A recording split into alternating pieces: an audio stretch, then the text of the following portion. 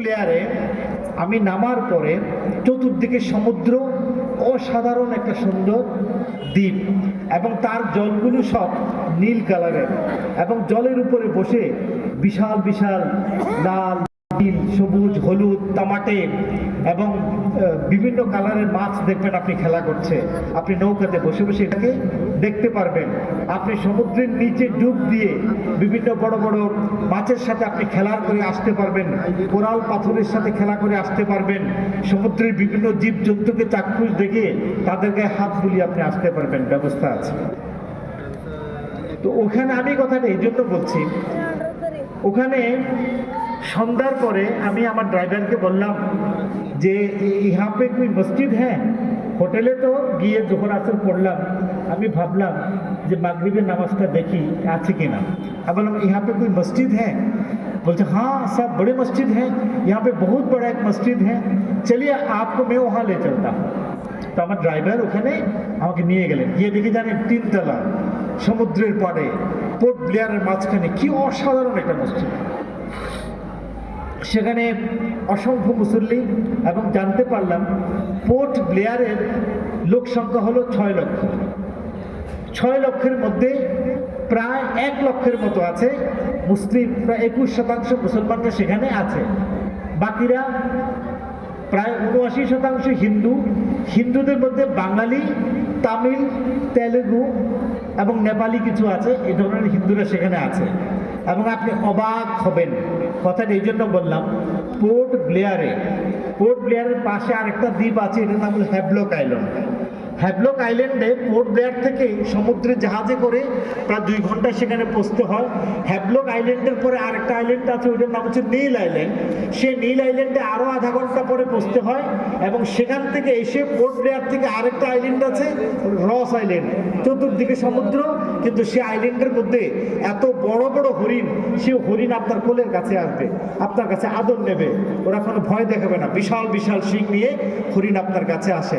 প্রকৃতির এক অপূর্ব লীলা খেলা, যা দেখবেন যে সমুদ্র, জলরাশি, পাহাড়, অসংখ্য নারকেল গাছ, এত বিউটি, এত রং বেরঙের মাছ সমুদ্রের নিচে খেলা করে, আপনার প্রতিটা মুহূর্তে সুবহানাল্লাহ সুবহানাল্লাহ সুবহানাল্লাহ বলতে ইচ্ছে করবে, আলহামদুলিল্লাহ বলতে ইচ্ছে করবে। কিন্তু কেন বলছি, সেই সেলুলার শেখুল হিন্দ যেখানে বন্দী ছিলেন, সেই রূপটা পর্যন্ত দেখে এসেছি। সেখানে শের আলী একজন ব্যক্তি, যাকে ফাঁসি দিয়েছিলেন ইংরেজরা, যে জায়গাটাতে ফাঁসি দিয়েছিলেন তার ফাঁসির ঝুলানো দড়ির যে তক্তটা, সেটা দেখে এসেছি। কোন জায়গায় লাশটা পড়েছে সেটা দেখে এসেছি। এবং আমাদের ভারতবর্ষের বিভিন্ন যে আমাদের স্বাধীনতা সংগ্রামীরা ছিলেন, অনেক বড় বড় সংগ্রামীরা সেখানে কিভাবে শহীদ হলেন দেখে এসেছি। কিভাবে ইংরেজরা অত্যাচার করতেন সেটা দেখলাম। এবং ছোট ছোট জেলখানার মধ্যে, জেলের ভিতরে ঢুকে বাইরে এটা করে সেখানে দাঁড়িয়ে দেখলাম কেমন লাগে, কিভাবে বছরের পর বছর এভাবে তারা দেশের জন্য কেটে গেছে। হিন্দু ছিলেন, মুসলমানও ছিলেন। সেখানে যখন ইংরেজের বিরুদ্ধে হরতাল করতেন, হিন্দু এবং মুসলমান একসাথে মিলে হরতাল করতেন, একসাথে মিলে বন্দে মাতরমের কি দিতেন, স্লোগান দিতেন। ইংরেজদের ভিত কেঁপে উঠত। এবং ইংরেজরা জেলখানার ভিতরে এই নেতাদের ভয়ের কারণে পাশে থাকতেন না। এখান থেকে ছোট্ট আরেকটা জায়গা, ধরুন প্রায় 20 মিনিট ঢেউ পার হওয়ার পরে আরেকটা ছোট্ট আইল্যান্ড আছে, ওটার নাম হয়েছে রস আইল্যান্ড। সে রস আইল্যান্ডের ইংরেজদের প্রধান সেনাপতি সেখানে নিজে আলাদা একটা জায়গার মধ্যে নিরাপত্তায় থাকতেন। ওইখানে আজ পর্যন্ত হিন্দু মুসলমানে সামান্যতম একটা দুর্ঘটনা ঘটে নাই, সামান্যতম কেউ কাউকে একটা গালি দেয় নেই। সেখানে কে হিন্দু কে মুসলমান এই ভাবনাটা এখনো পর্যন্ত তৈরি হয়নি। মুসলমানের অপূর্ব সুন্দর মসজিদ, সেখানে নামাজ পড়ছে, কিন্তু তার পাশে একদম তিলক লাগানো হিন্দু তার দোকানে ব্যবসা করছে। হিন্দু মন্দিরের সামনে টুপি পরে মুসলমান তার কাপড়ের ব্যবসা করছে। পোর্ট ব্লেয়ারে কোনো সমস্যা নেই। আরেকটা ঘটনা, পোর্ট ব্লেয়ারটা যখন আমি ভিতরে ঘোরাফেরা করছি, হিন্দুর বাড়ি, মুসলমানের বাড়ি, বাঙালির বাড়ি, তামিল বাড়ি, কোনো বাড়ির সামনে কোনো বাউন্ডারি নেই, কোনো বেড়া নাই। এই জিনিসটা আমাকে অবাক করেছে যে বাড়ির সামনে কোনো বেড়া নাই, বাউন্ডারি নাই। আমরা বাড়ির সামনে কেন বেড়া দিই? চোরের থেকে মুক্তি পাওয়ার জন্য। গেট কেন দিই? চোর ডাকাত যাতে না ঢুকে, খারাপ ছেলেরা যাতে না ঢুকে, বাড়ির মেয়ে ছেলে যাতে পর্দায় থাকে, তাতে যারা নিরাপত্তায় থাকে, যেন অন্যায় না হয়, চুরি না হয়। এই জন্য আমরা কি করি? বাড়ির বাউন্ডারি দিই, গেটে একটা তালা দিই, ভেতরের গেটে আরেকটা তালা দিই, তারপরে দরজাতে সিটকারি লাগাই। ওখানের কোনো বাড়িতে বাউন্ডারি নেই, সব বাড়ির সামনে নারকেল গাছ। আমি গুস্তব দাস, যে ছেলেটা ড্রাইভার ছিল, আমি বললাম, গুস্তব বাংলা समझते हो? তো হ্যাঁ স্যার, বাংলা বুঝতে পারে, বাংলা বলতেও পারে। তো আমি বললাম, अच्छा अच्छी बात है, সে বাংলা বুঝে, প্রচুর লোকেরা যায়। বলছে, तुम्हारे यहाँ पे किसी के घर के सामने बाउंड्री क्यों नहीं है? तुम्हारे हर घर के सामने गेट कहाँ है? কেন বাউন্ডারি নেই? তালা কোথায়? কেন লাগাও না? কই স্যার, हमारे यहाँ पे चोरी नहीं होता। আমাদের এখানে চুরি নাই, ঝগড়া নাই। कोई इस घर इस বাড়ি, এই মকান এই মকানে কোনো ঝগড়াঝাটি নাই, কোনো চুরি চামারি এখানে নাই। ভারতবর্ষে চুরি চামারি নাই। বললাম, স্যার अगर आपका ये बड़ा वाला बैग, हमारे पास जो बैग ছিল, सर अगर आपका ये बड़ा वाला बैग यहाँ पे खो जाए, रास्ते में गिर जाए, अब पूरा दिन यहाँ पड़ा रहेगा।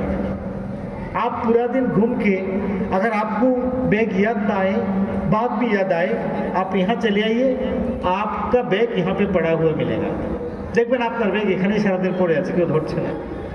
अगर आप शाम तक नहीं आते, সন্ধ্যা পর্যন্ত যদি আপনি না আসেন, তাহলে এলাকার কেউ আপনার এই ব্যাগটা পুলিশের স্টেশনে নিয়ে জমা দিয়ে দেবে। তাই বললাম, ভালো কথা, চুরি তোমাদের এখানে হয় না কেন? কেন মানুষ চুরি করে না? আমি বললাম, क्यों चोरी नहीं होता? क्यों सारे इंसान खुशहाल है, सब पैसे वाले हैं, किसी का कोई ये नहीं कि चोरी नहीं होता है, কারোর কোনো অভাব নেই, কারোর কোনো সমস্যা নেই, কেউ চুরি করে না। কারণ কি বলছে জানেন? সে যুবক ছেলে বলছে, স্যার अगर हम चोरी करेंगे तो यहाँ पे टूरिस्ट नहीं आएगा।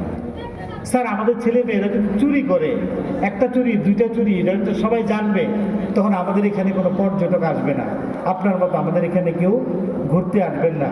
अगर आप लोग नहीं आते हैं तो हम खाएंगे क्या? যে পর্যটকরা যদি না আসে, তাহলে আমরা খাবো কি করে? তা আমরা দেখছি আমাদের যে ঈশ্বর আল্লাহ আমাদেরকে খাবার দিয়েছে, আমাদেরকে রিজিক দিয়েছে এই পর্যটকদের মাধ্যমে। পর্যটকের নিরাপত্তার সবচেয়ে বড় নিরাপত্তা হচ্ছে তার ব্যাগ, তার জিনিসপত্র চুরি না করা, বরং তাকে সর্বতভাবে সাহায্য করা। क्योंकि इसी से अल्लाह ताला ने, या तो भगवान ने हमारा रिज़्क का इंतज़ाम किया। যে কারণে আমাদের রিজিকের ইন্তজাম, সেই কারণে আমরা এটা করি না। তা আমরা মনে হয় অনেক সুখে আছি, অভাবে আছি, সেই জন্য আমরা এটা করি। কিন্তু আমার ছোট ভাইয়েরা, আমার মুরব্বীরা, আপনাদের সবার কাছে অনুরোধ করি, আমাদের জীবনটাকে সুন্দর করার জন্য আমাদের ছেলে মেয়েগুলোকে দিনদার, নামাজ, মাদ্রাসা, বড়দের শ্রদ্ধা, এটা ব্যবস্থা করুন। একদিন আমাদের সমাজ সুন্দর হবে। আল্লাহ পাক যতটুকু বলেছি তার চেয়ে বেশি বেশি আমল করার তৌফিক দান করুক। সবাই বলি আমিন। ওয়া আখিরি দাওয়ানা আনিল হামদুলিল্লাহি রাব্বিল আলামিন। আসসালামু আলাইকুম ওয়া রাহমাতুল্লাহি ওয়া বারাকাতুহু।